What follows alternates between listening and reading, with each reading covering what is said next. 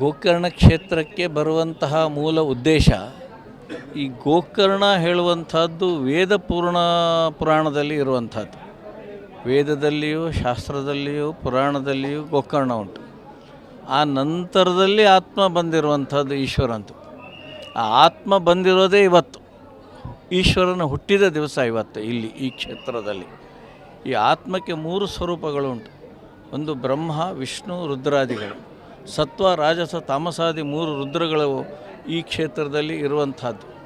ಏಕಾದಶ ರುದ್ರರು, 12 ಆದಿತ್ಯರು, ಶತರುದ್ರಾದಿಗಳು ಈ ಕ್ಷೇತ್ರದಲ್ಲಿ ಇವತ್ತಿನ ದಿವಸ ಆ ಈಶ್ವರ ಅವರನ್ನೆಲ್ಲವರನ್ನು ಕರೆಸಿಕೊಂಡಿದ್ದಾನೆ.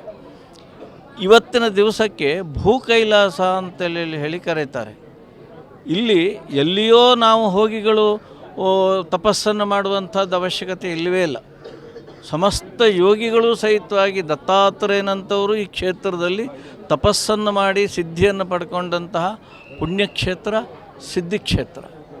ಈ ಕ್ಷೇತ್ರದಲ್ಲಿ ಒಂದನ್ನು ದಾನ ಮಾಡಿದರೆ 10 ಫಲ, 10 ದಾನ ಮಾಡಿದರೆ 100 ಫಲ. ಅತ್ರಂ ಜಪ್ತಂ ಹುತಂ ಜಪ್ತಂ ಏಕಂ ಕೋಟಿರ್ ಭವಿಷ್ಯತಿ. ಈ ಭವಿಷ್ಯತ್ತಿನಲ್ಲಿ ನಮಗೆ ಯಾವುದಾದ್ರೂ ಒಂದು ಕಷ್ಟಗಳು ಉಂಟು ಅಥವಾ ಬರ್ಬೋದಾಗಿ ಇರುವಂಥದ್ದಾಗಲಿ ಅದೆಲ್ಲದನ್ನು ಪರಿಹಾರ ಮಾಡ್ತಕ್ಕಂಥವನು ಯಾರು ಅಂತೇಳಿ ಕೇಳಿದ್ರೆ ತ್ರ್ಯಂಬಕ ಅಂದರೆ ಈಶ್ವರ.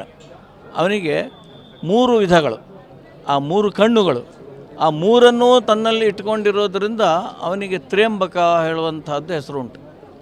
ಇನ್ನೊಂದು ಸ್ವರೂಪ ಉಂಟು, ಅದು ಏನು ಅಂತೇಳಿ ಕೇಳಿದ್ರೆ ರುದ್ರ ಸ್ವರೂಪ. ಅಘೋರೇಭ್ಯೋ ತಘೋರೇಭ್ಯೋ ಘೋರಘೋರತರೇಭ್ಯ ಸರ್ವೇಭ್ಯ ಸರ್ವೇಭ್ಯೋ ನಮಸ್ತೇಸ್ತು ರುದ್ರರೂಪೇಭ್ಯ. ಆ ರುದ್ರರೂಪವೇ ಈ ಗೋಕರ್ಣ ಕ್ಷೇತ್ರ.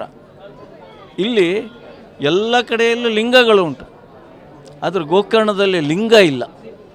ಇಲ್ಲಿ ಆತ್ಮಸ್ವರೂಪ ಅಂದರೆ ಯಾವ ರೀತಿಯಲ್ಲಿ ಆತ್ಮ ಜ್ಯೋತಿ ಉಂಟೋ ಆ ರೀತಿಯಲ್ಲಿ ಇಲ್ಲಿ ಆತ್ಮ ಉಂಟು.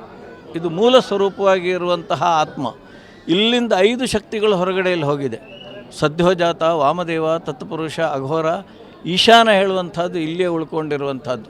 ದಾರೇಶ್ವರ, ಗುಣವಂತೇಶ್ವರ, ಮುರುಡೇಶ್ವರ, ಸಜ್ಜೇಶ್ವರ ಈ 4 ರುದ್ರಗಳು ಅಲ್ಲಿದ್ದಾರೆ. ಇದು ಮಹಾಕ್ಷೇತ್ರ. ಈಶಾನ ಸರ್ವವಿದ್ಯಾನಾಂ ಈಶ್ವರ ಸರ್ವಭೂತಾನಾಂ ಬ್ರಹ್ಮಾಧಿಪತಿ ಬ್ರಹ್ಮಣೋಧಿಪತಿ ಬ್ರಹ್ಮ ಶಿವೋ ಮೇ ಅಸ್ತು ಸದಾಶಿವಂ. ಆ ಸದಾಶಿವ ಹೇಳುವಂತಹ ಯಾವ ಶಬ್ದ ಉಂಟೋ ಅದು ಲೋಕಕ್ಕೆ ಕಲ್ಯಾಣ ಮಾಡತಕ್ಕಂತಹ ಒಂದು ಸದಾಶಿವ ಹೇಳುವಂತಹ ಶಬ್ದದ ಅರ್ಥ.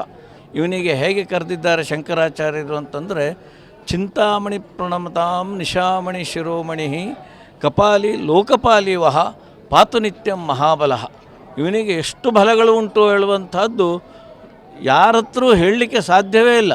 ನಮಸ್ತೇಸ್ತು ಭಗವನ್ ವಿಶ್ವೇಶ್ವರಾಯ ಮಹಾದೇವಾಯ ತ್ರಯಂಬಕಾಯ ತ್ರಿಪುರಾಂತಕಾಯ ತ್ರಿಕಾಗ್ನಿಕಾಲಾಯ ಕಾಲಾಗ್ನಿ ರುದ್ರಾಯ ನೀಲಕಂಠಾಯ ಮೃತ್ಯುಂಜಯಾಯ ಸರ್ವೇಶ್ವರಾಯ.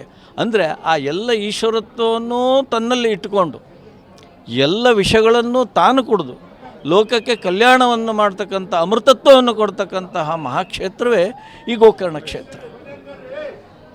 ಇವತ್ತು ಮಹಾಶಿವರಾತ್ರಿ ರಾತ್ರಿ 1 ಗಂಟೆಯಿಂದ ಇದನ್ನು ಇಲ್ಲಿ ಆರಂಭ ಆಗಿದೆ. ಇಲ್ಲಿ ಆತ್ಮಲಿಂಗವನ್ನು ಸ್ಪರ್ಶನ ಮಾಡಿ ಅಭಿಷೇಕ ಮಾಡಿಕೊಳ್ಳುವಂಥ ಏಕೈಕ ಕ್ಷೇತ್ರ ಗೋಕರ್ಣ ಅಂದರೆ ಈಗ ಇರುವಂಥದ್ದು ಗೊತ್ತಾಯ್ತಲ್ವ. ಅದರಲ್ಲಿ ಅಭಿಷೇಕ ಪ್ರಿಯೋ ಶಿವ ಅಭಿಷೇಕನಿಗೆ ಸಂತೃಪ್ತನಾಗ್ತಾನೆ. ಅಲಂಕಾರ ಹೇಳೋದು ಮಹಾವಿಷ್ಣುವಿಗೆ, ಸೂರ್ಯನಿಗೆ ನಮಸ್ಕಾರ ಹೇಳಿದೆ. ಅದರಲ್ಲಿ ಕೇವಲ ರಾವಣಿಗೆ ಅಷ್ಟೇ ಗರ್ವಭಂಗ ಆಗಿರೋದಲ್ಲ. ನಮ್ಮ ಇತಿಹಾಸಗಳಲ್ಲಿ, ನಮ್ಮ ಪುರಾಣಗಳಲ್ಲಿ ಏನು ಹೇಳುತ್ತೆ ಅಂದರೆ ರಾವಣ ಅಷ್ಟೇ ಗರ್ವಭಂಗ ಆಗಿರೋದಲ್ಲ, ಯಾರು ಗರ್ವ ಪಡಬಾರದು ಹೇಳೋದು ಉದಾಹರಣೆ ಬ್ರಹ್ಮ ವಿಷ್ಣು ಮಹೇಶ್ವರ. ಅಂದರೆ ವಿಷ್ಣು ಮತ್ತು ಒಂದು ಬ್ರಹ್ಮ ಇದರೊಳಗೆ ಏನೋ ಒಂದು ಸ್ಪರ್ಧೆ ನಡೆದು ಯಾರು ಇದು ಅಂತ ಶ್ರೇಷ್ಠರು ಅಂತ ಒಂದು ತುಲನೆ ನಡೆದಾಗ ಈಶ್ವರ ತನ್ನ ಮಹಾ ವ್ಯಾಪ್ತಿಯನ್ನು ಅವನ ಒಂದು ಆದಿ ಮತ್ತು ಅಂತ್ಯವನ್ನು ಕಂಡುಹಿಡಲಿಕ್ಕೆ ಆಗೋದಿಲ್ಲ ಗೊತ್ತಾಯ್ತಲ್ವ. ಆದರೆ ಬ್ರಹ್ಮ ಸುಳ್ಳು ಹೇಳಿಬಿಡ್ತಾನೆ. ಆ ಸುಳ್ಳಿನ ಒಂದು ಫಲವಾಗಿ ಬ್ರಹ್ಮನಿಗೆ ಪೂಜೆ ನಿಷೇಧ ಆಗುತ್ತೆ. ಮಹಾವಿಷ್ಣುವಿಗೆ ಸುದರ್ಶನ ಚಕ್ರ ದೊರೆಯುತ್ತೆ.